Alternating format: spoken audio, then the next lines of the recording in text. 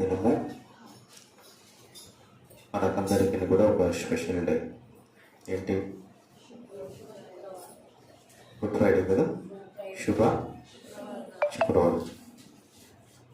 మీ అందరికీ good Friday శుభాకాంక్ష. This is the same అని చెప్పండి. అంటే ఈరోజు మనకు శుభ శుక్రవారం కదా. అవును, ఏం జరిగింది? శుభం. యేసుక్రీస్తు వారు మరణించడం మనకు శుభమా? శుభమా శుభమా? శుభం. శుభము మనకు శుభం. మనందరికీ, లోకములో ఉన్న మానవాళికి అందరికీ శుభం. క్రీస్తు మరణం సర్వమానవాళికి శుభం. క్రీస్తు మరణం సర్వమానవాళికి మేలు. క్రీస్తు మరణం సర్వమానవాళికి అదృష్టం. క్రీస్తు యొక్క మరణం అనేటువంటిది సర్వమానవాళికి మహాభాగ్యం. ఇది మనం చేసుకున్న అదృష్టం. ఈ లోకంలో ఉన్న మానవులమైన మనందరి కొరకై ఒక పుణ్యాత్ముడు బలియాగమైనటువంటి దినం శుభ శుక్రవారం. పుణ్యాత్ముడు బలి కావడం. సాధారణంగా మనుషులు మరణిస్తారు. మరణం అనేటువంటిది అందరికీ వస్తుంది. మరణం అనేటువంటిది అందరికీ వస్తుంది. యేసుక్రీస్తు వారు కూడా మరణించాడు కంటే ఆయనని చంపారు కదా. ఆయన చంపారు. ఎందుకు చంపారు? సాధారణంగా ఎవరిదైనా ఏదైనా దోచుకుంటే చంపుతారు, అవునా? ఎవరిదైనా ఏమైనా అక్రమంగా లాక్కుంటే చంపుతారు కదా. అన్యాయం చేస్తే చంపుతారు. శిక్ష ఎవరికి అమలు అవుతుందండి? శిక్ష అన్యాయం చేసిన వారు, నేరస్తులు. శిక్ష అమలయ్యేది నేరస్తులకు, దోపిడీదారులకు, దొంగలకు, పాపిష్టి జనాంగానికి. యేసుక్రీస్తు పాటు 2 దొంగలు సిలువ వేయబడ్డారు కదా. వారు ఎవరైనా చెప్పని బైబిల్లో రాయబడింది? బందిపోటు దొంగలట, కరుడు కట్టిన దొంగలు. సాధారణంగా ఆ కొండపైన సిలువమానుపై ఒక వ్యక్తిని వేలాడదీశారు అంటే వారు ఆషామాషి దొంగలు కాదట. ఆషామాషి దుర్మార్గులు కాదట. వారు బందిపోటు దొంగలు. ఆల్రెడీ బంధింపబడిన వారు, మార్పు లేని వారు. వారి జీవితాల్లో మార్పు లేదు. కరుడు కట్టినటువంటి వారు, బహు దుర్మార్గులు. వారిలో ఏమాత్రము కూడా ప్రేమ, జాలి, దయ అనేది అనేటువంటిది వారిలో కనపడడం లేదు. వారిని ఆ యొక్క సైనికులు చూసినప్పుడు, లేక అధికారులు చూసినప్పుడు, ఆ దొంగలని వీరికి మరణమే కరెక్ట్ అన్నట్టుగా వారి ప్రవర్తన ఉంది కదా. దుర్మార్గులను, దుష్టులను చూసినప్పుడు ఇలాంటి వారికి చావు ఎప్పుడు వస్తుందో అనేది చూస్తుంటారు, అవునా? మన ఏరియాలో దుర్మార్గులు ఉన్నారా? దుష్టులు ఉన్నారమ్మా? కొంతకాలం పాటు పుణ్యాత్మలు బతకాలనుకుంటారా? కొంతకాలం పాటు పుణ్యాత్మలు బతకాలనుకుంటారు ఏంటి? అనుకోరు కదా. ఏమనుకుంటారు? ఈ దుర్మార్గుడికి ఎంతో మంచిలోకి వస్తుంది కానీ ఇలాంటి దుర్మార్గులకి రాకుండా చూడు మరణం అంటారు కదా. అవును, దుష్టులకు, దుర్మార్గులకు మరణం అనేటువంటిది సంభవించడం, అది విన్నవారికి, చూసిన వారికి బాగుంటుందేమో, దుష్టులకు, దుర్మార్గులకు కదా. కానీ యేసు ప్రభుల వారు ఏ దోషం చేయలేదు కదా, ఏ పాపము చేయలేదు కదా. ఆయన ఎందుకని అంత ఘోరమైన శిక్షకు గురయ్యాడు? అంత కఠోరమైనటువంటి శిలో శ్రమను అనుభవించాడు. అనే విషయానికి వస్తే వాస్తవంగా ఆయన స్థానంలో నువ్వు నేను ఉండాల్సిన వారం. అంటే అంత ఘోర శిక్ష మనం పొందాల్సిన వారము, అంత ఘోర శిక్ష మనము పొందాల్సిన వారం. ఆ శిక్షకు అర్హులం మనం. అట్టి భయంకరమైన శిక్షకు అర్హులమైనటువంటి మన జీవితాన్ని, మన బ్రతుకుని ఆయన పణంగా పెట్టి మనం పొందవలసినటువంటి శిక్ష ఆయన పొందుతూ మన ప్రాణానికి తన ప్రాణాన్ని అడ్డుపెట్టి, తన ప్రాణాన్ని పణంగా పెట్టి మనకు బదులుగా అంత ఘోర శిక్ష ఆయన అనుభవించాడన్నమాట వాస్తవం కదా. మరి అంత పుణ్యాత్ముడు మనకంత గొప్ప ప్రాణత్యాగం చేసినప్పుడు, గొప్ప పుణ్యాత్ముడు ఆయన, మనం పొందవలసిన ఘోర శిక్షను ఆయన భరించాడు, వహించాడు. మనకు బదులుగా ఆయన మన స్థానంలో మరణించాడు. అంత పుణ్యాత్ముడు కదా మరి ఆయన, అంత ప్రాణదాత కదా ఆయన. నేను ఆ స్థానంలో ఆయన మరణించాడు కదా. మరణించినప్పుడు ఆయనను బట్టి మనం ఏం చేయాలి? ఆయన మన పట్ల చేసిన ప్రాణ త్యాగాన్ని బట్టి మనం ఏం చేయాలి? మన పట్ల ఆయన చేసిన ప్రాణ త్యాగాన్ని బట్టి ఆయనను ఘనపరచాలి. అవునా? ఆయనను మహిమపరచాలి. మన పట్ల ఆయన చేసినటువంటి ఆ ప్రాణ త్యాగాన్ని బట్టి మనము ఆయనకు కృతజ్ఞులమై ఉండాలి. కానీ విడ్డూరం ఏంటంటే, విచిత్రం ఏంటంటే, ఆనాడు మనందరి పాపాల విమోచన కోసమై కల్వరి శిలువలో ప్రాణం పెట్టినటువంటి మన ప్రభువు ఆయన చేసిన ప్రాణత్యాగాన్ని ఎరిగిన, గుర్తించినటువంటి వారమైన మనము ఆయనకు కృతజ్ఞత కలిగి ఉండాల్సింది పోయి, ఆయనకు మహిమకరంగా, ఆయనకు ఘనతకరంగా బ్రతకాల్సింది పోయి, మరింతగా ఆయనకు శోభను మిగిలించే వారంగా మనం ఉంటున్నామంట. ఇంకో మాటలో చెప్పాలంటే ఆయనని ఏ రకంగా మరలా అవమానపరుస్తున్నామో ఒక మాటలో చూద్దాం. హెబ్రీయులకు రాసిన పత్రిక, హెబ్రీయులకు రాసిన పత్రిక, హెబ్రీయులకు రాసిన పత్రిక 6వ అధ్యాయము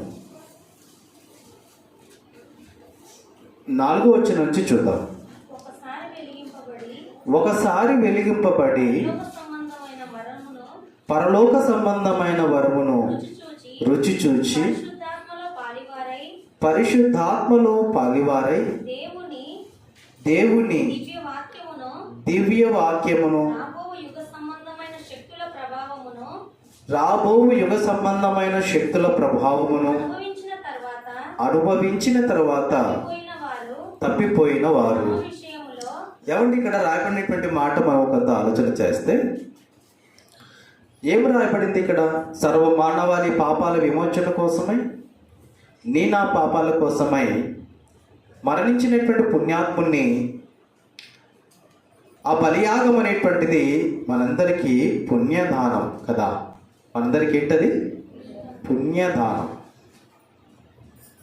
మహానుభావుడు తన ప్రాణాన్ని మనకు అర్పించి పుణ్యం కట్టుకున్నాడు.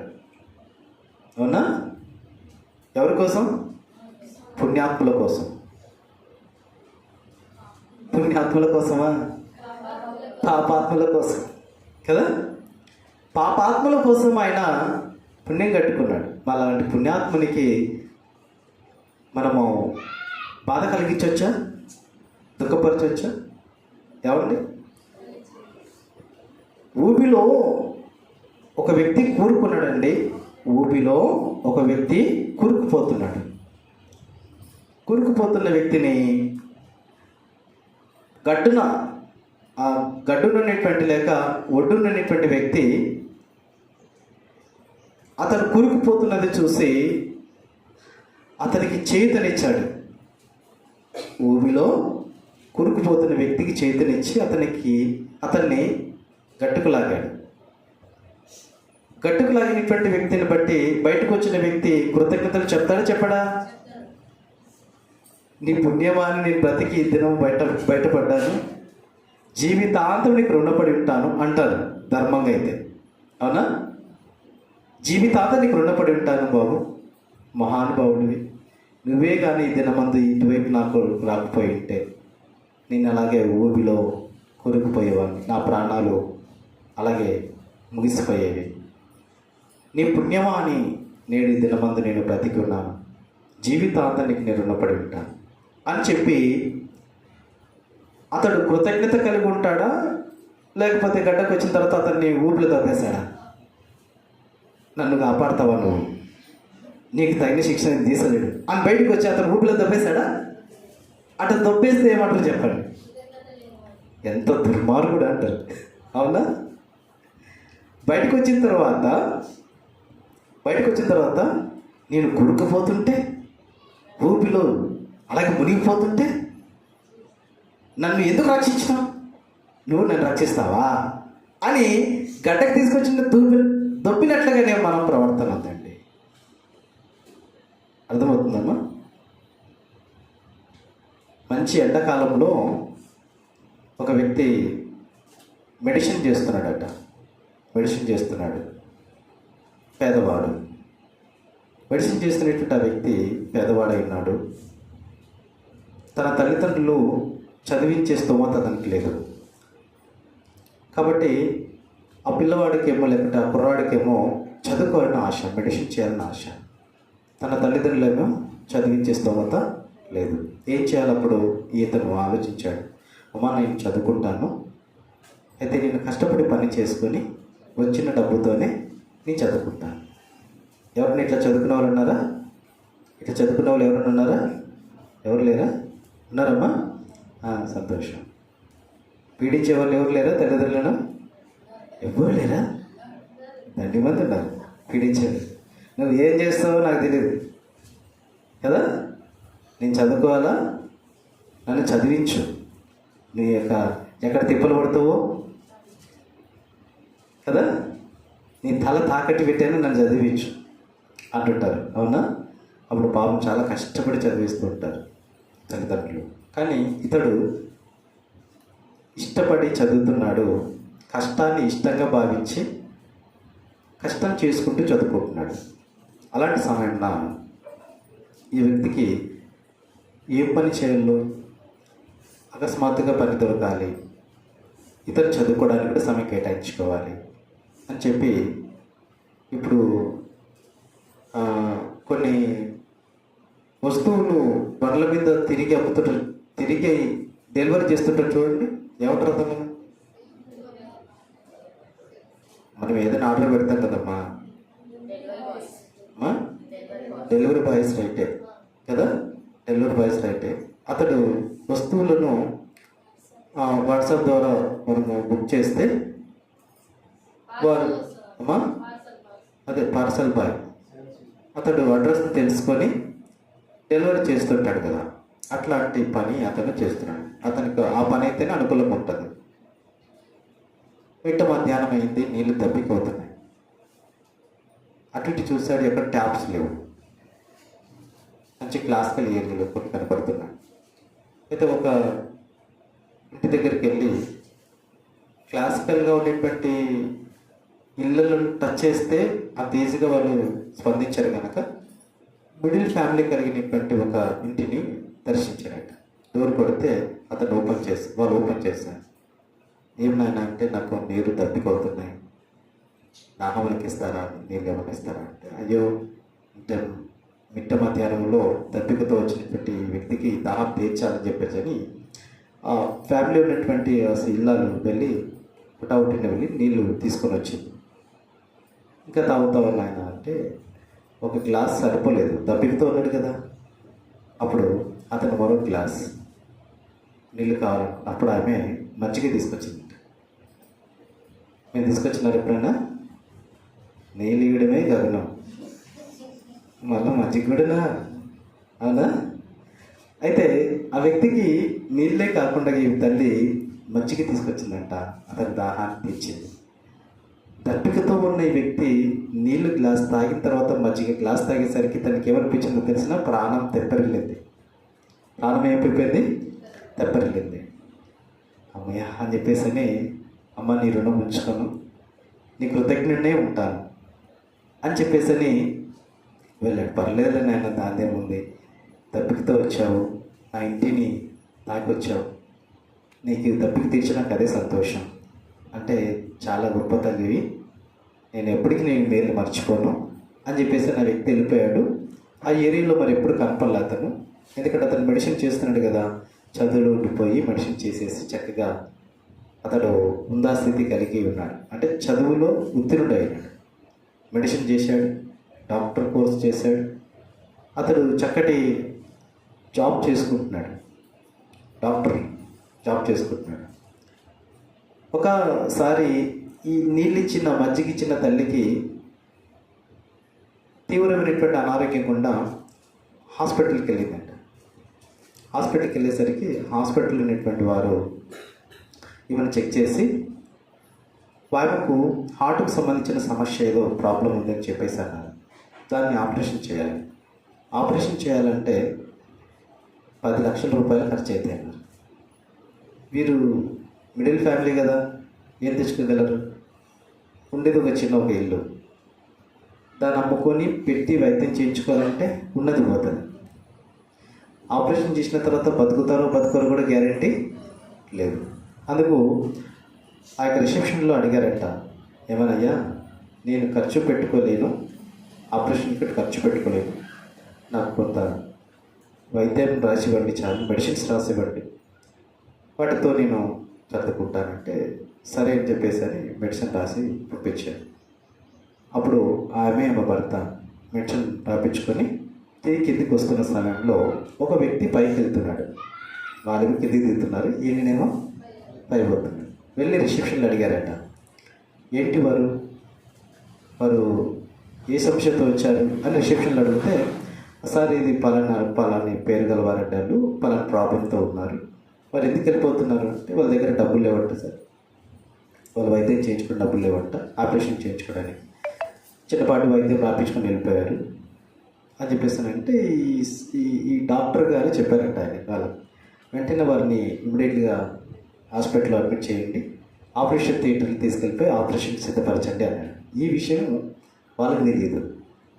వాళ్ళు ఉట్టా వచ్చేసి వారు వెళ్ళిపోతున్న వారిని వెనక్కి లాక్కొని వారిని హాస్పిటల్ ఆపరేషన్ థియేటర్కి సిద్ధపరుస్తున్నారు. వీళ్ళకి ఏం అర్థం కాకుండా, అయ్యా మాకు వద్దు నాయన, ఈ మెడిసిన్ మీకు చేయించుకోలేము, మా దగ్గర డబ్బులు లేవు, మీరేమో మమ్మల్ని తీసుకెళ్ళిపోతున్నారు, మేము కట్టుకునే స్తోమత మా దగ్గర లేదు అంటే కూడా వీళ్ళు వినడం లేదట. లేదు మేము నీకు ఖచ్చితంగా వైద్యం చేయాల్సిందే, నీకు తప్పనిసరిగా ఆపరేషన్ చేయాల్సిందే, లేకపోతే నువ్వు బతుకు అంటే బతకపోయినా పర్లేదు కానీ డబ్బు లేని స్థితిలో ఉన్నాము, నాకుండేది ఒకే ఒక ఇల్లు, నాకు ఒక ప్లాన్ వస్తుంది, ఒక ఆలోచన వస్తుంది, మీరేదో వైద్యం చేసిన తర్వాత ఆ ఇల్లు రాపించుకోవడానికి ఏమైనా ప్లాన్ చేస్తారేమో అనేటువంటి రీతిలో వీళ్ళు అడ్డుపడుతున్నారంట. కానీ వాళ్ళు వినడం లేదు, ఎందుకని ఆల్రెడీ ఒక డాక్టర్ అని చెప్పారు కాబట్టి. వాళ్ళు వినడం లేదు. ఆపరేషన్ థియేటర్కి తీసుకెళ్ళిపోయారు, ఆపరేషన్ చేసి వద్దన్నా ఆపరేషన్ చేసేసారు. ఆపరేషన్ చేసిన తర్వాత ఒక పెద్ద లిస్ట్ అవి చేతులు పెట్టినారంట. ఒక్కొక్క దానికి ఎంత మెడిసిన్స్ వచ్చినాయో అవన్నీ మొత్తం చేసిన తర్వాత ఆ లిస్ట్ కిందకు వచ్చేసరికి దీనికి అంతటికీ అమౌంట్ 10 లక్షల రూపాయలు అవుతుందంటే వాళ్ళు అనుకున్నారంట, అబ్బాయి నాకు అప్పుడే అనుకున్నారు ఇంత అవుతుందని తెలుసు, ఇప్పుడు నేను ఎక్కడి నుంచి కట్టాలా, నా ఇల్లు అమ్మి కట్టాల్సిందే, నువ్వు వద్దంటే మీరు వినరు అంటూ ఉన్న సమయంలో మీరేం భయపడకండి అమ్మా, అలాగే కింద చదవండి అంటే అలాగే కింద చదువుకుంటూ వెళ్ళిపోతే ఈ 10 లక్షల రూపాయలు ఒక గ్లాసు మజ్జిగతో తీర్చబడింది అన్నాడంట. అర్థమవుతుందమ్మా?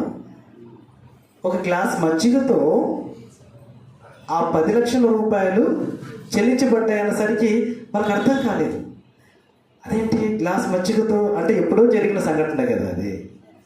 అప్పుడు వెంటనే డాక్టర్ గారు వచ్చి, అమ్మా మీరు గుర్తుపట్టారా, నేను ఎవరినో తెలుసా మీకు, ఒకానొక సమయంలో ఎర్రటెండలో మీ ఇంటికి వచ్చాను, మీ తలుపు తట్టినప్పుడు మీరు నాకు గ్లాస్ మంచినీళ్ళు ఇచ్చారు, నీళ్ళతో పాటు మజ్జిగ కూడా ఇచ్చారు, ఆ రుణం నేను తీర్చుకుంటానని చెప్పాను, నా మదిలో ఎప్పటి నుంచో ఉంది అది, నేను ఎలా తీర్చుకోగలను అని. కానీ మహా కృప వల్ల దేవుడు మీకు ఈ విధంగా ఆ రుణం తీర్చుకునే భాగ్యం నాకు దక్కింది. ఆ పర్సన్ ఎవరినో కాదు, నేనే డాక్టర్ని అయ్యాను, ఈ హాస్పిటల్ అంతా కూడా నాదే అన్నాడట. అనేసరికి వాళ్ళంతా చాలా సంతోషపడ్డారు. అంటే ఇప్పుడు మేలుకు కీడు చేశాడా డాక్టరు? ప్రాణం తీసేశాడా? ప్రాణం పోసాడు కదా. చిన్నపాటి గ్లాసు మజ్జిగకు ఒక గొప్ప వైద్యం ఇచ్చాడు. కృతజ్ఞత అంటారు కదా. కానీ మనం ఉన్నాం చూశారు, మనం ఎట్లున్నామంటే ఊబిలో పడి ఉన్న వ్యక్తిని బయటికి లాగిన పుణ్యాత్ముడైన ప్రభువుని మమ్మల్ని బయటికి లాగుతావా అని ప్రభునే ఊబిలోకి దోసేసినట్టుంటుంది కదా. గ్లాస్ మంచి నీళ్ళు మజ్జిగ ఇచ్చినటువంటి ఆ వ్యక్తికి ఆ డాక్టర్ గారు కృతజ్ఞత చూపాడు కదా. కానీ మనం ఏం చేస్తున్నామనంటే మనల్ని రక్షించిన, మనల్ని కాపాడిన, మనకు బ్రతుకునిచ్చిన, మనల్ని నిత్య నరకాగ్ని గుండంలో నుండి తప్పించిన, లేవనెత్తిన, మనలందరినీ కూడా రక్షించినటువంటి ఆ పుణ్యాత్ముని ఏమండి భలే ఇచ్చినావులే, భలే కాపాడినావులే, నువ్వు కాపాడకపోతే నేనే కాపాడకపోతున్నా ఏమన్నా అన్నట్టుగా. అట్లే కదమ్మా, ఎవరికైనా మేలు చేస్తే ఏమంటాం మనం? భలే చేసినావులే నువ్వు అంటావా? అంటే పెద్ద ఏదో కొంచెం ఇచ్చేసి నువ్వు మొత్తం ఇచ్చేసినట్టుగా మాట్లాడుతున్నావు అన్నట్టుగా మాట్లాడతాం కదా. యేసు ప్రభు వారిని మనం అట్లాగే చేస్తున్నాం. నమ్మాము, నమ్మకంగా లేవు. నమ్మాము కానీ నమ్మకంగా లేవు. నమ్మిన మన జీవితాలు దేవుడికి నమ్మకంగా ఉండకపోతే ఆయన నామం ఘనపరచబడినట్లా, అవమానపరచబడినట్లా? అవమానపరచబడినట్లు. ఆయన దుఃఖపరిచినట్లా, సంతోషపరిచినట్లా? దుఃఖపరిచినట్లే. అందుకనే ప్రభు వారి దగ్గరికి వచ్చి స్త్రీలు ఏడుస్తున్నారట. పాపం ప్రభు దగ్గరికి వచ్చి స్త్రీలు ఏం చేస్తున్నారట? ఏమని ఏడుస్తున్నారు చూడండి అమ్మ, చదవండి కొంచెం. ఏమని ఏడుస్తున్నారు చూడండి.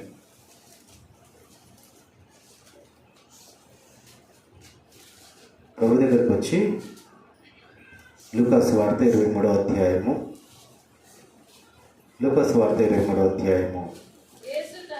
27వ వచనం నుంచి చదవండమ్మా. గొప్ప జన సమూహము ఆయన గూర్చి రొమ్ము కొట్టుకొనొచ్చు దుఃఖించుచున్న చాలా మంది స్త్రీలను ఆయనను వెంబడించిరి. ఏమంటే ఈ దినం యేసు ప్రభు వారు మరణిస్తున్నాడు కదా. మరణిస్తున్నటువంటి ఆయన శిలువ శ్రమలలో చాలామంది సంఘాలలో ఎక్కువ మంది ఆయన గురించిన శిలువ శ్రమల ఆ ధ్యానాలు చెబుతున్నప్పుడు ఎక్కువ మంది ఏడుస్తారా, ఏడవరా కదా? ఏడుస్తారు. యేసు ప్రభు వారికి ప్రత్యక్షంగా ఆయనను శ్రమపరుస్తున్నప్పుడు, దుఃఖపరుస్తున్నప్పుడు, కొడుతున్నప్పుడు, తిడుతున్నప్పుడు, రోగులపైన ఈడుచుకొని వెళ్తున్నప్పుడు, కాళ్ళతో తంతున్నప్పుడు, దొబ్బుతున్నప్పుడు, ఆ శిలువ మానుని మోసుకొని వెళ్తున్నప్పుడు, కొరడాలతో కొడుతున్నప్పుడు అక్కడ ఉన్నటువంటి ఆ స్త్రీలంతా కూడా ఆయనను చూసి ఏం చేస్తున్నారు? రొమ్ము కొట్టుకొనుచు దుఃఖించుచు చాలామంది స్త్రీలను ఆయనను గురించి బాధపడుతున్నట్టు. అయ్యో అయ్యో, ఏ తప్పు చేయని ఈయనకి ఈ కర్మ ఎందుకు వచ్చి పడిందా నాయన అని ఏడుస్తున్నారు. అలా ఏడుస్తుంటే ప్రభువుల వారు వాళ్ళందరినీ చూసి ఏమనాలి? యేసు వారి వైపు చూసి, యెరూషలేము కుమార్తెలారా, నా నిమిత్తము ఏడవకుడి, మీ నిమిత్తమును మీ పిల్లల నిమిత్తమును ఏడువుడి అంటున్నాడు. అంటే ఇప్పుడు మనము ఎవరి కొరకు ఏడుస్తున్నాం? యేసుక్రీస్తు కొరకు కాదు మనం ఏడవలసింది. ఎందుకని? ఆయన మన కోసం చేసిన ప్రాణత్యాగం బహు గొప్పది. ఆ పుణ్యాత్ముడు మన కోసము, మన పిల్లల కోసము చేసిన ప్రాణత్యాగం బహు గొప్పది కనుక అది మనము జ్ఞాపకం పెట్టుకొని ఆ చేసిన ప్రాణత్యాగాన్ని గుర్తించుకొని మనము, మనకిచ్చిన కుటుంబము ప్రభువుకు ఇష్టలంగా బ్రతకాలి. ప్రభు దృష్టికి అంగీకార యోగ్యకరంగా, కృతజ్ఞతగా ఉండాలి. కానీ ప్రభువుని సెలవుకి వేస్తున్నప్పుడు మనము ఏడుస్తున్నామట. ప్రభు వారు అన్నారు, ఏమంటున్నారంటే, నా కోసం కాదు మీరు ఏడవాల్సింది, మీరు నా కోసం కాదు ఏడవాల్సింది. మరి ఎవరి కోసం ఏడవాలి? మేము మీ కొరకు మీ పిల్లల కొరకు ఏడవండి అని ప్రభు అంటుంటే మనం ఏమంటున్నాం? మేము బాగున్నాం, తిని తాగుతున్నాం, బాగానే జీవితాన్ని జలసాగా కొనసాగిస్తున్నాం, మాకెందుకు కర్మ, మేమెందుకు ఏడవాలి? నీవే ఆకలితో, దప్పికతో, చింతతో, వేదనతో, గాయాలతో ఉన్న వ్యక్తివి నువ్వే. కాబట్టి మేము నీ కోసం ఏడుస్తాం అని చెప్పి మనం అనుకుంటున్నాం. ప్రభు అంటున్నాడు ఏమని? నేను మీకోసం చేస్తున్న ఈ ప్రాణత్యాగము వలన మీరు సంతోషించండి, ఆనందించండి. అయితే నేను మీ పట్ల చేసిన ప్రాణత్యాగాన్ని బట్టి మీరు మీ పుట్టించిన కుటుంబం నా ఎద్దుకు రావడానికి కావాల్సిన సిద్ధపాటు కలిగి ఉండండి. అలా ఉన్నారో లేదో చూసుకోండి అని చెప్పి మాట్లాడుతున్నాడు. ఇప్పుడు ప్రభు మన పట్ల చేసినటువంటి ప్రాణత్యాగాన్ని గుర్తించిన మనము ఆయనను దుఃఖపరచకూడదు, ఆయనని బాధపరచకూడదు, వేదనకు గురి చేయకూడదు. ఇక రాబడిన మాట ఏంటంటే హెబ్రీ పత్రిక 6వ అధ్యాయంలో ఇందాక చదివినటువంటి వచ్చిన భాగము, ఒకసారి వెలిగింపబడి పరలోక సంబంధమైన వరములను రుచి చూచి పరిశుద్ధాత్మలో పాలివారై, ఏమంటే మనము ప్రభువుని నమ్మాము, ప్రభువుని గురించిన పాటలు పాడుతున్నాము, ప్రభువుని గురించిన వాక్యాన్ని వింటూ ఉన్నాము కదా. రాబడిన మాట అదే, ఒకసారి వెలిగింపబడి పరలోక సంబంధమైన వరములను రుచి చూచి పరిశుద్ధాత్మలో పాలివారై దేవుని దివ్య వాక్యమును రాబో యుగ సంబంధమైన శక్తుల ప్రభావమును అనుభవించిన తర్వాత తప్పిపోయినవారు. నిజం చెప్పండి, మన ప్రభు చేసిన ప్రాణత్యాగాన్ని గుర్తించిన మనము ప్రభు ఎందుకు వచ్చాము, ప్రభు మాటలు వింటున్నాము, ప్రభు పాటలు పాడుతున్నాము కదా. ప్రభు చెప్పినట్టుగా ఉంటున్నామా లేదా? ప్రభు మాటలు వినడానికి వస్తున్నామమ్మా, పాటలు పాడుతున్నాం, వాక్యం కూడా వింటున్నాం. అనేక అద్భుత కార్యాలు దేవుడు మన జీవితాల్లో చేశాడు, చవి చూసాము. నిజంగా చెప్పండి, మనము ప్రభు ఇష్టమైన బ్రతుకు మనం బ్రతుకుతున్నామంటారా? ప్రభు మెచ్చుకునే జీవితం మనం జీవిస్తున్నామంటారా? మనం చూసినప్పుడు శబాష్, ఈ కొంచెం జీవితకాలంలో నమ్మకంగా ఉంటివి అని చెప్పేట్టుగా ఉందంటారా? మనం అలా ఉన్నామంటారా? మనం ఈ కొంచెం జీవితకాలంలో నమ్మకంగా ఉంటివి, నా కుమార్తె, నా కుమారుడు అనేట్టుగా ఉన్నామా? అలా ఉన్నామా? అలా కాకుండా ఆయన మనల్ని చూసినప్పుడు దుఃఖపడే రీతిలో, బాధపడే రీతిలో, అయ్యో నేను వీరి కొరకు చేసిన ప్రాణత్యాగం ఏమైపోతుంది? వ్యర్థమై. ఎందుకని వ్యర్థమైపోతుంది? మనం గతసారి మీకు ఒక పాఠం చెప్పాను. 3 ఏళ్ల నుండి ఈ కాపు కాస్తుందేమో అని చెప్పేసి నేను చూస్తున్నాను, కానీ అది కాపు కాయడం లేదు. అది మొలకగా ఉన్నది మొక్క అయింది, మానయింది. ఏమండి? మొలకగా ఉన్నది ఏమైంది? మొక్క అయింది, మానయింది. ఆకులు కూడా పూసాయి, పచ్చగా ఉన్నాయి, ఏం లేవు ఫలాలు. మారు మనసుకు తగిన ఫలాలు లేవు, ప్రభువుకి ఇష్టమైన ఫలాలు లేవు. అప్పుడు ప్రభు దుఃఖపడతాడా, బాధపడతాడా? ఆయనని ఏం చేసిన వారం అవుతామంట? చదవండి ఇక్కడ, దేవుని దివ్య వాక్యమును రాబో యుగ సంబంధమైన శక్తుల ప్రభావమును అనుభవించిన తరువాత తప్పిపోయిన వారు. తప్పిపోతున్నామా? తప్పిపోవట్లేదా? తప్పిపోతున్నాం. ఎంత వాక్యం విన్నా తప్పిపోతున్నాం, ఎన్నిసార్లు వింటున్నా తప్పిపోతున్నాం కదా. ఎన్నిసార్లు వింటున్నా తప్పిపోతున్నాం. మారు మనసుకు తగిన ఫలాలు మన దగ్గర ఉండడం లేదు. తప్పిపోతున్నాం, అస్తమానము తప్పిపోతున్నాం. అస్తమానం మన నోటిని అదుపులో పెట్టుకోలేదు. అస్తమానం మన ప్రవర్తనలో దేవుడికి విరుద్ధకరమైన ప్రవర్తన మనలో కనపడుతూ ఉంది. మోసం చేసే గుణము, ద్రోహం చేసేటువంటి మనసత్వం, కించపరిచే మనసత్వం, గేలిగా మాట్లాడే మనసత్వం, ఎదుటి వారిని చూసినప్పుడు మనకంటే వారిని తక్కువగా ఎంచే మనసత్వం, ఇవి పోవడం లేదు. ఇవి మన జీవితంలో పోవడం లేదు. అది చూసిన ప్రభువు మనల్ని గురించి ఏమంటున్నాడంటే, ఆయన తమ విషయంలో దేవుని కుమారుని మరలా సిలువ వేయచ్చు బాహాటముగా ఆయనను అవమానపరచుచున్నారు. ఎవరు? ఆనాడు యూదులు యేసు ప్రభువుని ఈయన లోకరక్షకుడు, పాపల విమోచకుడిని ఎరగక సిలువ వేశారంట. ఇప్పుడు యేసు ప్రభు వారు నా కోసం వచ్చినటువంటి నా ప్రభువు, నా కోసం ప్రాణం పెట్టినటువంటి దేవుడు, నా ప్రాణ విమోచకుడు, నా రక్షకుడు, నా ప్రాణదాత, మోక్ష ప్రదాత అని యేసు ప్రభుని గురించి మనకు తెలుసా తెలియదా? తెలుసు. తెలిసి ఏం చేస్తున్నాం? వల్ల మనం బహాటముగా ఆయనను సిలువకు అప్పచెప్తున్నామంట. తెలియక చేస్తే క్షమాపణ ఉంది, బాగా గుర్తించుకోవడం వల్ల. తెలియక చేస్తే క్షమాపణ ఉంది. క్షమించమని అడుగుతున్నాడు ప్రభు. అడిగాడా సిలువలో?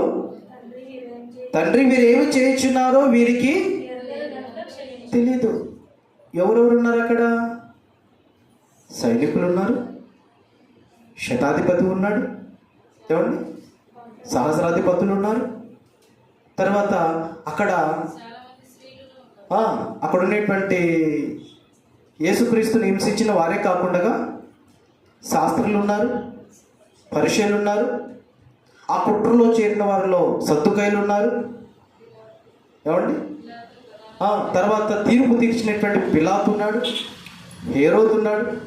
వీళ్ళందరినీ దృష్టిలో పెట్టుకుంటూ, అంతేకాకుండా ఇదిగో నన్ను కూడా దృష్టిలో పెట్టుకొని ప్రభువుల వారు ఏమన్నాడు సిలువలో? తండ్రి ఇదిగో నన్ను మరణానికి అప్పచెప్పినటువంటి వీరంతా కూడా ఏం చేస్తున్నారో వీరికి ఏమీ తెలియదు. తెలియకనే వారు నాకు సిలువకు అప్పగించారు, సిలువకి వేస్తున్నాను కనుక వీరిని క్షమించమని చెప్పాడు కదా. ఇప్పుడు మనము తెలియక చేస్తే క్షమింపబడతాం, తెలిసి చేస్తే ఏమంటారు? తెలిసి చేస్తే శిక్షార్హులు. అవునా? తెలిసి చేస్తే శిక్షార్హులు. తెలియక చేశాము, అయ్యా దయతో క్షమించండి, తెలియక జరిగింది పొరపాటు అంటే అది క్షమించబడే అవకాశం ఉంది. తెలిసి ఈయన నా ప్రభు, నా రక్షకుడు, నా ప్రాణ విమోచకుడు, నాకు బదులుగా నా స్థానంలో మరణించిన ఆయన, నేను పొందవలసిన శిక్ష ఆయన పొందినటువంటి దేవుడు, నన్ను బ్రతికించినాడు, నరకాగ్ని గుండె నుంచి నన్ను తప్పించాడు, లేవనెత్తాడు, నిత్య రాజ్యానికి నన్ను వారసురాలుగా చేశాడు. ఆ మహాపుణ్యాత్ముని యొక్క బలియాగము ద్వారా నాకు పాప విమోచన, రక్షణ భాగ్యం దక్కింది అని రుచి చూచి ఎరిగిన తర్వాత, అంతేనా? రుచి చూచి ఎరిగిన తర్వాత తప్పిపోతే, తెలిసి ప్రభువుకు వ్యతిరేకమైనటువంటి పనులు చేస్తే, తెలిసి ప్రభువుకు వ్యతిరేకమైనటువంటి మాటలు ఆడితే, తెలిసి ప్రభువుకు వ్యతిరేకమైనటువంటి జీవిత విధానాన్ని, తలంపులను, క్రియలను జరిగిస్తే ఆయనని గణపరిచినట్టేనా, అవమానపరిచినట్లా? అదే అంటున్నాడు ఆయన. అదే అంటున్నాడు ఇక్కడ. ఏమని? తమ విషయంలో దేవుని కుమారుని మరలా సిలువ వేయిచు బాహాటముగా ఆయనను అవమానపరచుచున్నారు అన్నాడు. అంటే ఇప్పుడు ఇందులో నేను ఉన్నావా? ఒకసారి చేస్తున్నావా సిలువకు ఆయనకి? మరలా మరలా ప్రభువుని రుచి చూచి ఎరిగిన తర్వాత మనము మన నోటి నుండి బూతు మాట్లాడుతున్నప్పుడల్లా ఆయనకు సిలువ శ్రమలు మరలా ఆయన అనుభవిస్తున్నాడటండి. బాహాటంగా సమాజంలో మనం మాట్లాడే మాటను బట్టి ఆయన నామం అక్కడ ఏమవుతుంది? అవమానపరచబడుతున్నప్పుడు ఆయన ఏమవుతున్నాడు? సిలువ వేయబడుచున్నాడు. ఆయన బాహాటముగా సిలువ వేయబడుచున్నాడు. ఆయన మన ద్వారా మరలా అవమానపరచబడుతున్నట్లయితే, దూషించబడుతున్నట్లయితే, గేలి చేయబడుతున్నట్లయితే మన ద్వారా మరలా ఆయన సిలువ శ్రమలు పొందుతున్నాడు. ఆ బాధ, ఆ నొప్పి ఆయన అనుభవిస్తున్నాడు. సమాజంలో ఉన్న వారంతా చూసినప్పుడు వీరంటమ్మా ప్రభు నమ్ముకున్నారంట. వీళ్ళు ఇదిగో వాళ్ళ ప్రభు నేర్పించింది ఇదేనా అని అంటున్నప్పుడల్లా ఆయన తలెత్తుకోగలడా? తల తెచ్చుకుంటాడా? ఆ పరిస్థితి ఎవరు తీసుకొస్తున్నారు ఇప్పుడు? తెలిసి తీసుకొస్తున్నది మనమే. ఆనాడు తెలియక చేశారు వారు, క్షమించబడ్డారు. మనం కూడా క్షమించబడ్డాం. క్షమించబడిన మనము తిరిగి మరలా బాహాటముగా ఆయనను సిలువకు వేసే వారముగా ఉంటున్నామేమో ఒకసారి పరిశీలన చేసుకుందాం.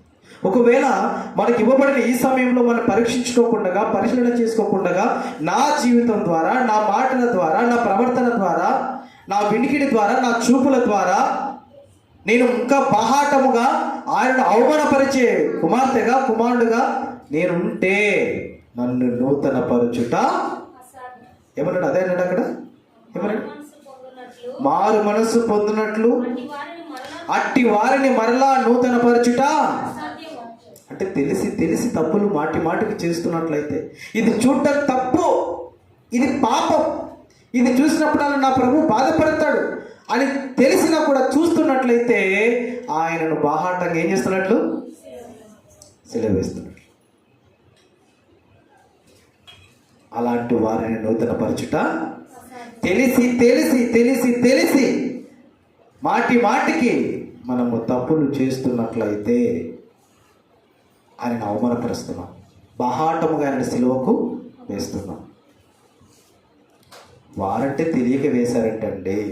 నేడు మనము తెలిసి ఆయనను మరలా సిలువకు వేస్తున్నామంటండి.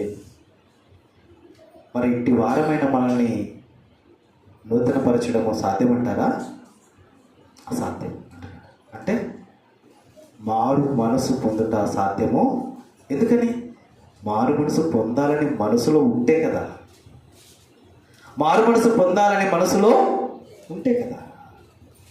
నా కోసం నా ప్రభు ప్రాణం పెట్టాడని తెలుసు, నాకు బదులుగా నా స్థానంలో ఆయన మరణించాడని సంగతి తెలుసు, నేను పొందవలసిన శిక్ష ఆయన పొందాడని తెలుసు, నిత్య నరకాగ్ని గుండములో నుంచి, కూపంలో నుంచి, ఊపిలో నుండి నన్ను లేవనెత్తాడు, తిరిగి నన్ను ఆయన గట్టులో చేర్చాడు, నేను కోరుకునే మహాలోకానికి ఆయన స్వర్గ ప్రదాత అయ్యాడు, మార్గమయ్యాడు అని బాహాటంగా తెలుసుకొని కూడా, ఎరిగి కూడా, రుచి చూచి తెలుసుకొని కూడా ఆయనకు వ్యతిరేకమైనటువంటి జీవిత విధానాన్ని కొనసాగిస్తుంటే మనల్ని నూతనపరచడం సాధ్యము కాదు. ఏం చేద్దామంటారు? మొండి వారికి పొందాం. అట్లాగే ప్రభు వారికి ఈ సంగతి తెలిసి అంటున్నాడు, నా కోసం కాదు మీరు ఏడవలసింది, మీకోసము, మీ పిల్లల కోసం ఏడవంట. ఎందుకు? మీరు నన్ను బాహాటముగా మరలా నన్ను సిలువకు వేస్తున్నారు. మిమ్మల్ని నూతన పరచుట సాధ్యము కానే కాదు. నేను మీ స్థానంలో ఉండి మరణించాను, కానీ మీరు నా స్థానంలో ఉండి జీవించట్లేదు. పాపం అనే దాసత్వం కిందనే ఇక మీరు ఉన్నారు. పాపం అనే దాసత్వంలో ఉంటున్నారు. కనుకనే అంటున్నాడు ప్రభు, నా కోసం కాదు మీరు ఏడవలసింది, మీకోసం.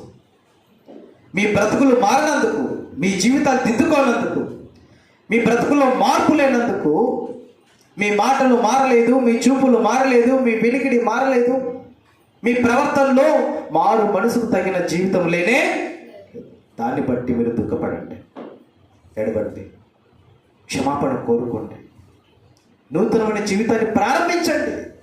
క్రీస్తులో నూతనమైన జీవితము ప్రారంభించండి. ఎవడైనా క్రీస్తునందున్న ఎడల వాడు, నువ్వు నూతన సృష్టిగా నువ్వు మారాలి, ఒక నూతన వ్యక్తిగా నువ్వు ఉండాలి.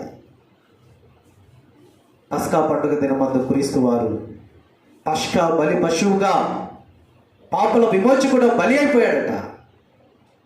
ఆయన దానముగా అర్పించబడ్డాడట. మరి ఆయన శిలువ శ్రమల ధ్యానాల్లో ఆయన మన కోసం ప్రాణం పెట్టినటువంటి ఈ దినమందు మనం ఏం చేయాలి? ఇప్పుడు మనం కూడా సిలువ వేయబడాలి. మనం కూడా ఏం కావాలి ఇప్పుడు?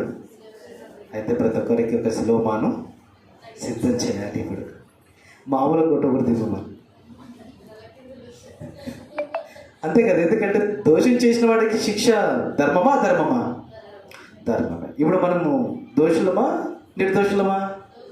అందరికీ తెలిసింది మనం దోషులమని. ఇప్పుడు మనల్ని ఏం చేయాలి? ఇప్పుడు మనల్ని బాహాటంగా సిలువకు అప్పగించాలి. కానీ ప్రభువు దయగలవాడు కనుక ఆయన అంటున్నాడు ఏమని? మీరు నూతనముగా మార్పు చెందండి, క్రీస్తులో మీ జీవితాన్ని నూతనంగా ప్రారంభించండి. ఎంతకాలము నన్ను బాహాటంగా సెలవుకి వేస్తూనే ఉంటారు? 2000 సంవత్సరాల క్రితం నుంచి నన్ను సిలువకి వేస్తూనే ఉన్నారు. నన్ను నమ్మామంటున్నారు, కానీ నా పట్ల మీరు నమ్మకంగా లేరు. మీరు నమ్మారు, కానీ నా పట్ల మీరు నమ్మకంగా లేరు. అందుకే నేను బహాటంగా సిలువకి వేయబడుతున్నాను, అవమానపరచబడుతున్నాను, గేలి చేయబడుతున్నాను. ఏం చేయాలి మరి? నూతనముగా మార్పు చెందాలి. నూతన జీవితం క్రీస్తులు మనము ప్రారంభించాలి. ఈ పాత సృష్టిలో నూతన సృష్టిగా మనం ఉండాలి. నూతనమైనటువంటి క్రీస్తు సంబంధులుగా మనం ఉండాలి. మన ప్రభు మాటలు కొత్తవి, మన ప్రభు చూపులు కొత్తవి, మన ప్రభు బాటలు కొత్తవి, మన ప్రభు యొక్క ఉద్దేశాలు కొత్తవి, మన ప్రభు యొక్క పనులు కొత్తవి. అందరూ ఒక రకంగా చేస్తే ఆయన మరొక రకంగా చేస్తాడు. అందరూ తిడుతూ ఉంటే ఈయన క్షమిస్తాడు. కొట్టువానికి కొడుతూ ఉంటే ఈయన కొట్టించుకుంటాడు. కొత్తతనం అండి ఇది. నేను ఏమంటారు? కొత్తతనం. తిడుతుంటే శపించడం ధర్మ, ఈ లోక సృష్టి ధర్మం. తిడుతుంటే తిట్టడం అనేది, దూషించడం అనేది, శపించడం అనేది ఈ సృష్టి క్రమం. ఈ సృష్టి యొక్క లోక సృష్టి క్రమం, అది పద్ధతి. అది కొట్టిన వానికి కొట్టు తప్పదన్నమాట కదా, తిట్టిన వానికి తిట్టు. ఇది ఈ ధర్మం, ఇది ఈ లోక ధర్మం. అది కానీ ఈ పాత సృష్టిలో క్రొత్త సృష్టి కావాలి. పాత సృష్టిలో క్రొత్త వరం కావాలి.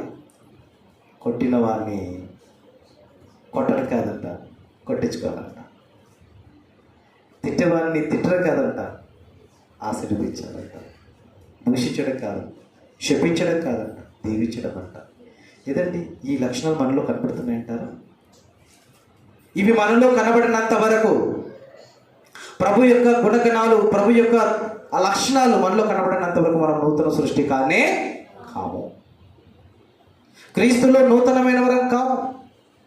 మనం క్రీస్తులో నూతనమైన వరం కానంత వరకు క్రీస్తుని మనం బాహాటంగా మరలా మరలా మరలా సిలువకేసే వారిలో ఒకరముగా మనం ఉంటున్నామని ఎన్నడూ మర్చిపోకూడదు. ఆలోచించండి. మరి నేను నా ప్రభువుని మరలా సిలువకేసే వ్యక్తిగా నేను ఉన్నానా? అయితే ఈ దినము నా పాత జీవితానికి, రోత జీవితానికి స్వాస్థ్యం చెప్పాలి.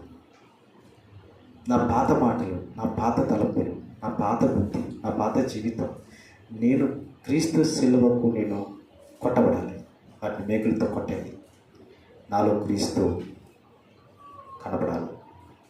నూతన స్వభావం నాకు రావాలి, నూతన బుద్ధి నాకు రావాలి, నూతన హృదయం నాకు కావాలి. అది ప్రభువు నాకు ఇవ్వాలి. ఇప్పటివరకు నా జీవితం మార్పు లేనిదిగా నమ్మాను, నమ్మకం లేని వ్యక్తిగా ఉన్నాను. ఇక మీదట నేను అలా కాకుండా ఆయనకు నమ్మకమైన కుమారుడిగా ఉంటాను. ఒక నూతనమైనటువంటి వ్యక్తిగా, క్రీస్తు సంబంధిగా నేను బ్రతుకుతాను. అట్టి భాగ్యం నాకు కావాలి అని ఆశించుతున్నట్లయితే అట్టి అవకాశం దేవుడు మనకి ఇస్తున్నాడు. మార్పు చెందడానికి, నూతనమైన జీవితం కొనసాగించడానికి, ప్రభు కృతజ్ఞతగా బ్రతకడానికి, ఆయన నామాన్ని సమాజంలో గణపరచడానికి మార్పు చెందే అవకాశం మనకు దేవుడు ఇచ్చాడు. ఇచ్చిన ఈ యొక్క అవకాశాన్ని సద్వినియోగం చేసుకుందాం. ప్రార్థనలోకి వెళుతాం. అడుగుదాం దేవునయ్యా, నిజమే కదా, ఆనాడు తెలియక వారు సెలవుకేశారు.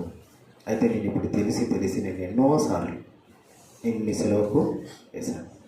నా మాటల ద్వారా, నా చూపుల ద్వారా, నా తలపుల ద్వారా, నా వెనికిడి ద్వారా, నా ప్రవర్తన ద్వారా నేను బహాటంగా సెలవుకేశానయ్యా. అనేక మార్లు సెలవుకేశాను. నేను అవమానపరిచాను, గేలి చేశాను. నా ఇంటిలో వారు చూసి, ఇదేనా నువ్వు నేర్చుకున్నది దేవుని దగ్గరికి వెళ్ళి, ఇదేనా నువ్వు నేర్చుకున్నది చర్చికి వెళ్ళి అన్నట్టుగా నా బ్రతుకు ఇంకా ఉంది. మార్పు లేని జీవితం నాలో ఇంకా ఉంది. దయతో నన్ను క్షమించండి. నా బ్రతుకుని మార్చుకోవడానికి సహాయం చేయండి. ఒక నూతనమైన వ్యక్తిగా నేను ఉండడానికి ఇష్టపడుతున్నాను, ఆశపడుతున్నాను. కనికరం చూపండి. నేను మరలా నీకు సెలవుకి వేసే వ్యక్తిగా ఉండకూడదు. బహాటంగా నేను అవమానపరిచే వ్యక్తిగా నేను ఉండకూడదు. మానవ పొందుగా జీవితాన్ని మార్చుకుందాం. దేవుడు మనకి ఇచ్చిన ఈ సమయాన్ని సద్వినియోగం చేసుకుందాం. ప్రేరేపించబడినటువంటి వారు ఇద్దరు లేక ముగ్గురు ప్రార్థన చేయండి. ప్రేరేపించబడిన వారు అందరు కళ్ళు మూసుకొని దేవుని ప్రార్థించండి.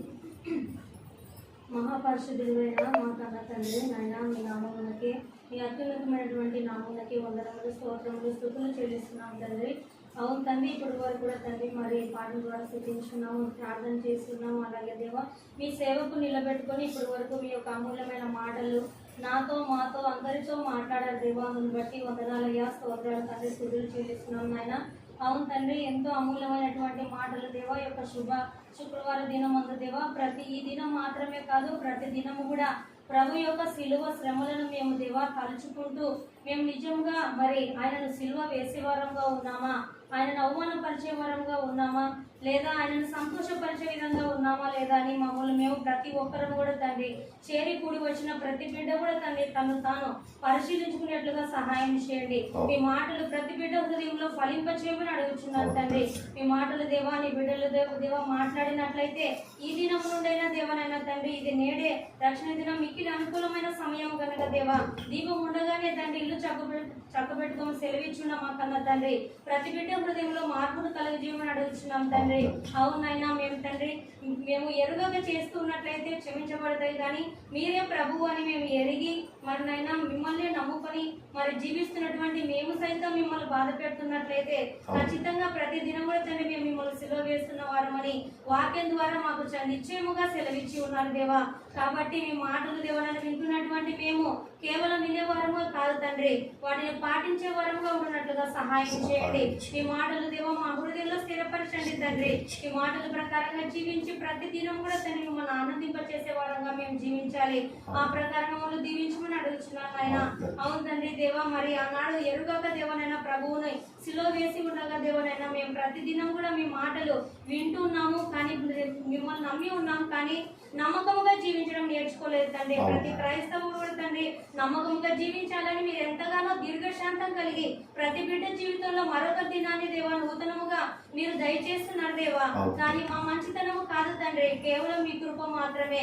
మీకు మరింత దగ్గరగా ప్రతి దినం కూడా నూతనముగా దేవానైనా తండ్రి, మా ఆత్మల దేవనైనా ప్రతి దినం కూడా మేము నూతన సృష్టిగా జీవిస్తున్నామా లేదా ఈ లోకంలో కలిసిపోయే వరంగా ఉన్నామా, ఒక ప్రత్యేక జనాంగముగా మీరు ఎన్నుకున్నటువంటి, మీరు ఏర్పాటు చేసుకున్నటువంటి పరిశుద్ధ జనముగా మేము జీవిస్తున్నామా లేదా ప్రతి దినము కూడా మమ్మల్ని మేము పరీక్షించుకునే వారంగా ఉన్నట్టుగా సహాయం చేయండి.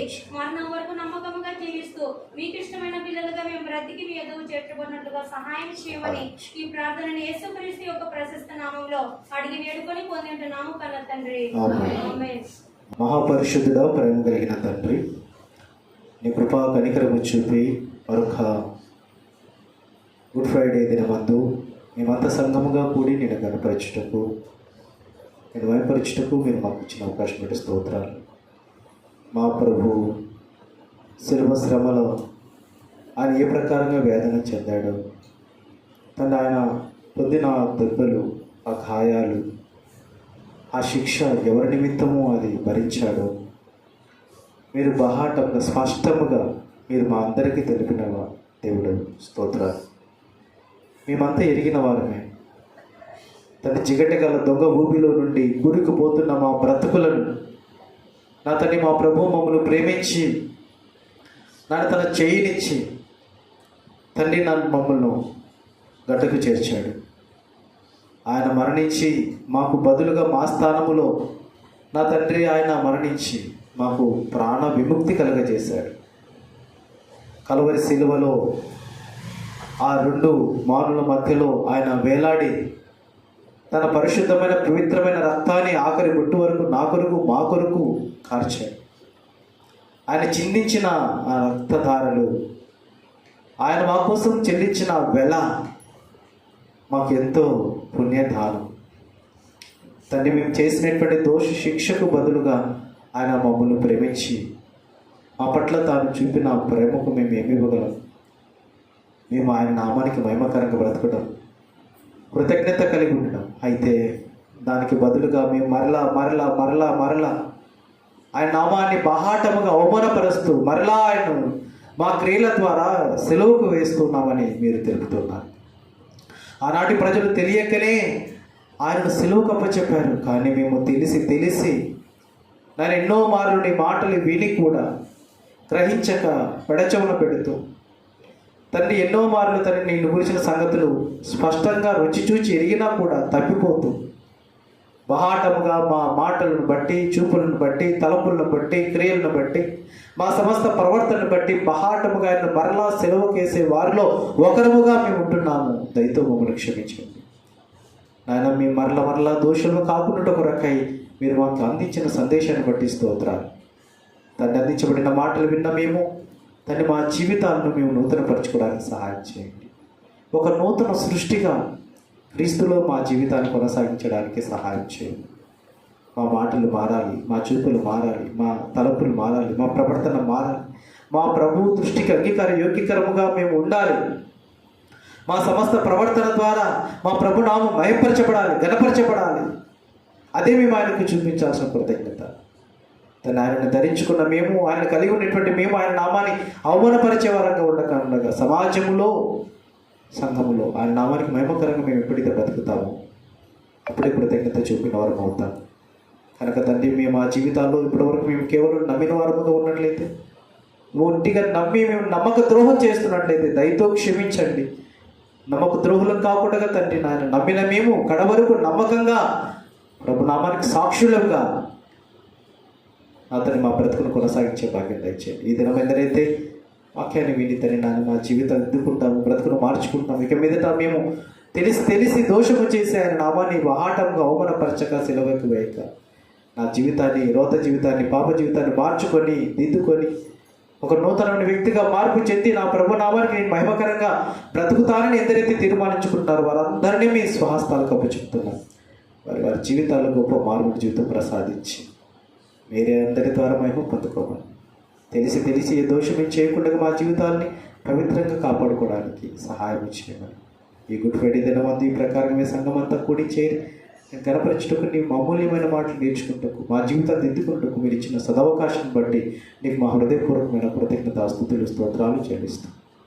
ఆరాధన ముగించుకొని తీర్పురాన్ని వెళ్తున్న మాతో ఉండమని, చేరుకొచ్చిన ప్రతి ఒక్కరిని వారి కుటుంబాలు దీవించి ఆశీర్వదించమని, వారి కుటుంబాలలో వారు నిత్యము నాయన మరి దృష్టికి యోగ్యకరమైన బిడ్డలకు బ్రతకడానికి సిద్ధపడాలని సహాయం చేయండి. ఒకవేళ అలా లేకపోతే మా కోసం, మా పిల్లల కోసం ఏడ్చి నీ ఎదుట క్షమాపణ పొందుకొని దిద్దుకొని మా తండ్రి మీ చెంతకు రావడానికి కావాల్సిన అర్హమైన ఆత్మీయ జీవితాన్ని మేమంతా కూడా జీవించలాగా సహాయం చేస్తారని కోరుకుంటాం. మీరు ప్రేమించిన ఈ దినమంతటిని బట్టి మీరు ప్రేమించిన మరొక గుడ్ ఫ్రైడేని బట్టి స్తుతులు చెల్లిస్తాం.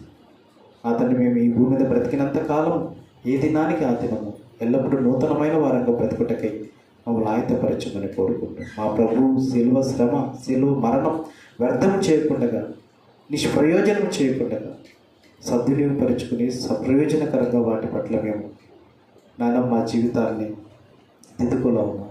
ఆయన శిలువ శ్రమ, శిలువ త్యాగము, శిలువ మరణం అనేది మా జీవితానికి ధన్యకరంగా మేము భావించి వ్యర్థము చేయక అదృష్టంగా మేము వాటిని కలిగిన వారమే అవలంబించే కృప నిమ్మని కోరుకుంటూ తండ్రి మరి ఇక్కడ నడబడుతున్నటువంటి అందరి పరిచయాలను దీవించి ఆశీర్వదించండి. సంఘ బిడ్డలందరినీ దీవించి ఆశీర్వదించండి. ప్రత్యేకించి దినమందు చేరుకుని బిడ్డలందరినీ చేతులకు అప్పగిస్తున్నాం.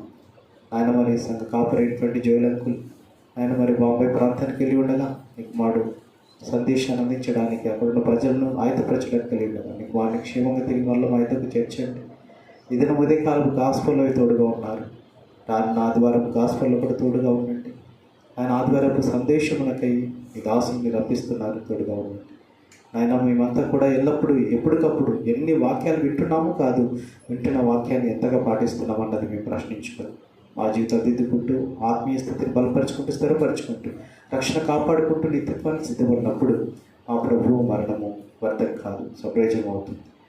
కనుకనే తండ్రి మా ప్రభు మా కోసం ప్రార్థించినట్టుగా ఇంకొక సంవత్సరం కూడా వెంటనేమో అన్నట్టుగా తండ్రి మేము ఫలించని వారం ఉన్నట్లయితే ఫలించే వారం ఉండడానికి మీరు మాకు ఇస్తున్నటువంటి ఈ దినాలను బహుజాగ్రత్త కాపాడుకొని ఒక నూతనమైనటువంటి జీవితాన్ని నిత్యం కొనసాగించడానికి మమ్మల్ని సిద్ధపరచమని కోరుకుంటూ తెలిసి తెలియక చేసిన ప్రతి తప్పులు పొరపాటును క్షమించమని తెలిసి ఏ దోషములు మేము చేయక జాగ్రత్త పడ్డకు సహాయం చేయమని నీ మహిమ గల స్థలం మమ్మల్ని తప్పు చెప్పుకుంటూ మనతో మహిమ ప్రభాన్ని ఆరోపిస్తూ నిశ్చితమైతే మరొకసారి మేమంతా కలిసి కూడి నేను కనపరిచే భాగ్యం దయచేయమని మా ప్రభు అయిన యేసుక్రీస్తు వారి ఉన్నతమైన అతి పరిశుద్ధమైన నామంలో ఈ ప్రార్థనకి సమర్పించి అడిగి పొంది నాము తండ్రి ఆమేన్. మనందరికీ నీ కన్న తండ్రి అయిన దేవుడి ప్రేమయు మన ప్రభువు రక్షకుడైన యేసుక్రీస్తు వారి కృపయు మన ఆదరణకర్త అయిన పరిశుద్ధాత్మ దేవుని కరుణ సహవాసము సన్నిధి చేరిన మనందరికీ సకల పరిశుద్ధులకు తోడే నడిపించును గాక.